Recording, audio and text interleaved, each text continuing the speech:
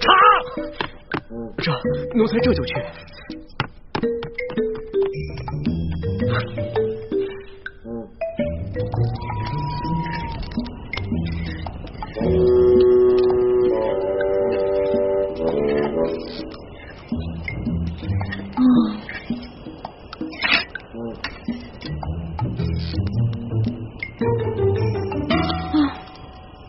这刀都磨了一下午了，会不会磨断了呀？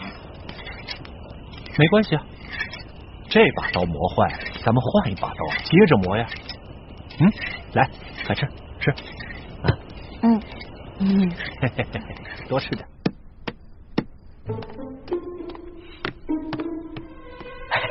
皇上，你消消气啊，喝杯茶消消气。这谁沏的茶？怎么那么难喝？是奴才的徒弟小德子沏的。你怎么教徒弟的？连个茶都不会沏？皇上息怒，皇上息怒。皇上的茶通常都是世叔姑娘给您沏的，小德子他一时半会儿掌握不好火候，求皇上您饶了他这回。哎呦，皇上，皇上，你的福啊！你还知道啊？你还知道朕离不开那个小丫头？那刚才朕要砍他脑袋的时候，你怎么不替他求情啊？啊！朕在这急得团团转啊！你个老东西，一声都不吭你！哎，你在宫里待了一辈子了，这点眼力劲都没有啊！不，皇上，我这不是想让您冷静冷静再说吗？那奴才现在求情来得及吗？哎呦，索大人不会现在把宜欢姑娘的头都砍下来了吧？索图要是连这点眼力劲都没有，那朕真是白疼他了啊！难怪皇上让索大人来执行圣旨呢。你这个老东西，机灵！皇上息怒，皇上息怒。现在知道怎么说了吗？知道。还不快去！奴才马上就去，马上就去。皇上息怒啊！皇上息怒。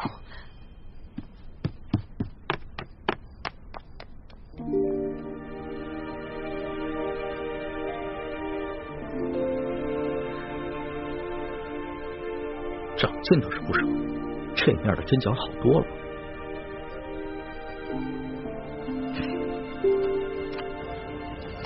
索大人，你说皇上不会真想杀了我吧？这样跟你说吧，这俗话说得好，天威难测。哎，没事啊，赶紧吃吧啊！我就知道不能相信皇上的话，之前还信誓旦旦的说永远不会砍我头呢，没有想到言犹在耳，现在就要砍我头了。哼！哎，索大人，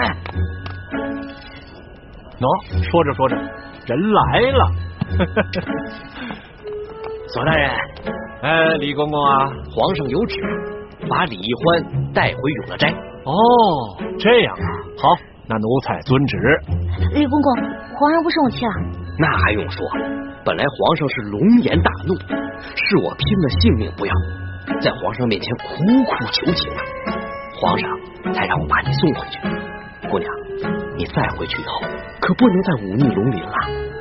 姑娘是聪明人，应该知道怎么做。